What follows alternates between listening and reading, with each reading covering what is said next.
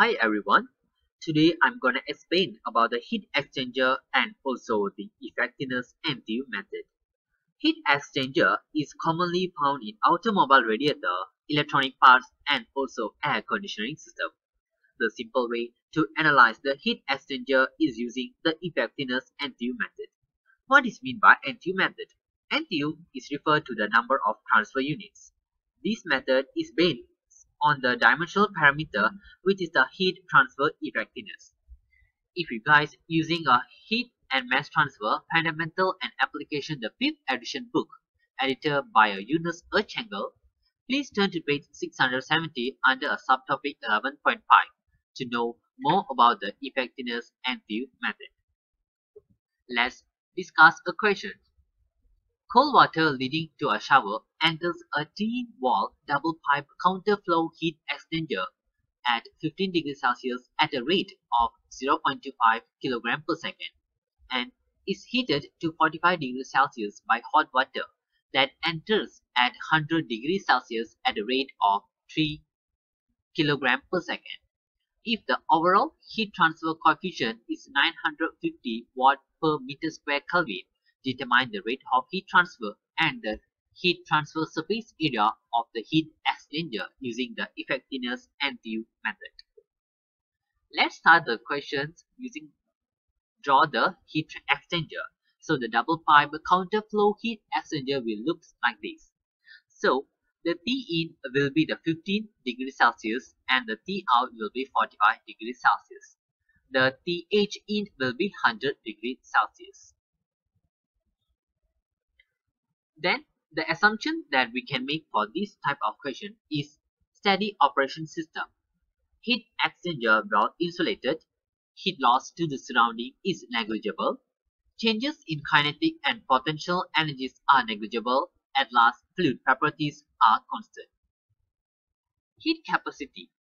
Heat capacity of cold water will be 4.18 kJ per kg Kelvin.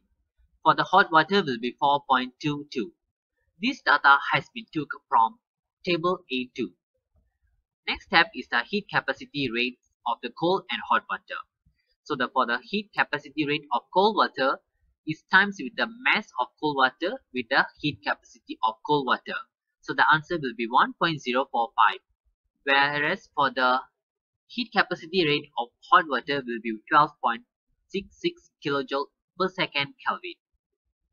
Next, we can find the actual heat transfer rate in the heat exchanger.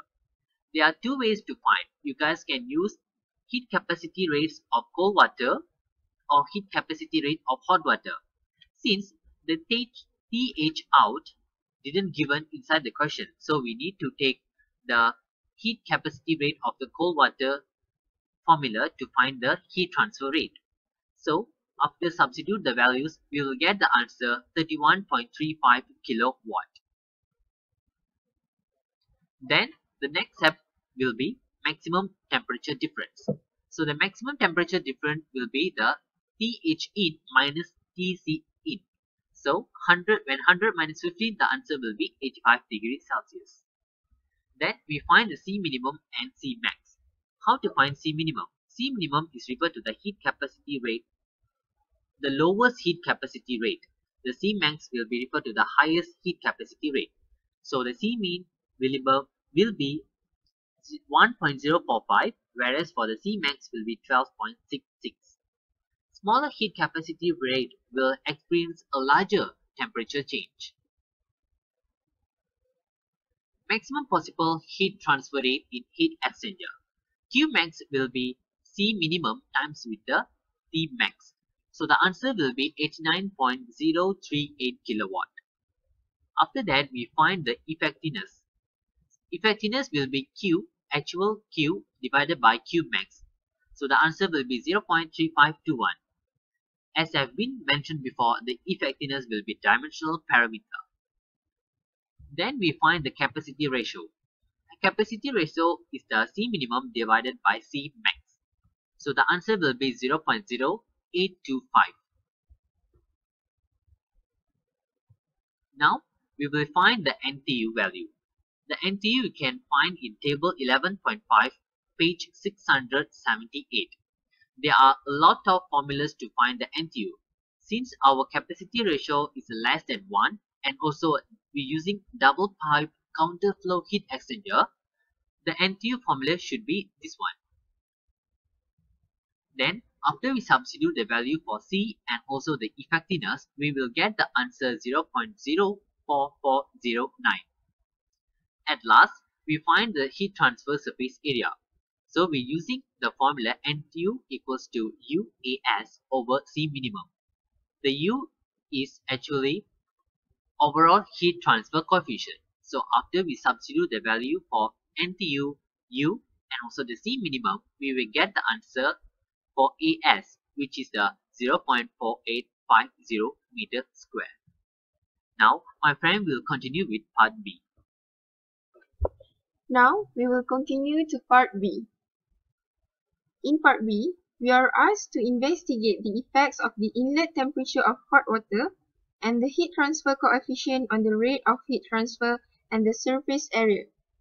Now, let us see what will happen to the rate of heat transfer when the inlet temperature change. The temperature of hot water only affects the Q max and it won't affect the Q actual. The Q actual only depends on the temperature of cold water.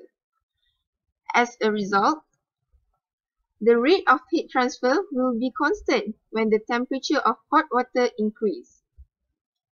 Now, we will see what happened to the surface area when the inlet temperature of hot water change. As I mentioned before, Qmax will be depends on the temperature of hot water.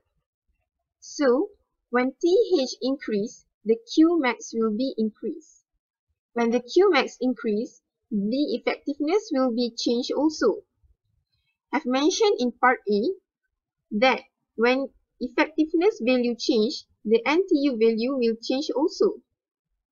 By using the NTU method, as U value and C minimum constant, we will get the surface area. As conclusion, when the inlet of hot temperature increase, the surface area will be increased too. Now, let's observe what will happen to the rate of heat transfer and the surface area when the overall heat transfer coefficient change. We start with the surface area first. The surface area will be depends on the U value.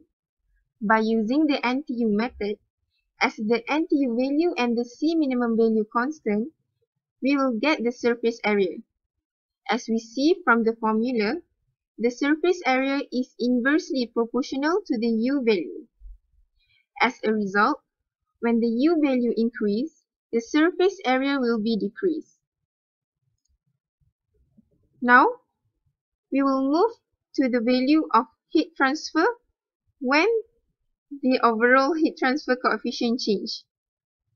To find the value of Q, we will using the formula Q equals to U AS log mean temperature difference. We can find log mean temperature difference using this formula,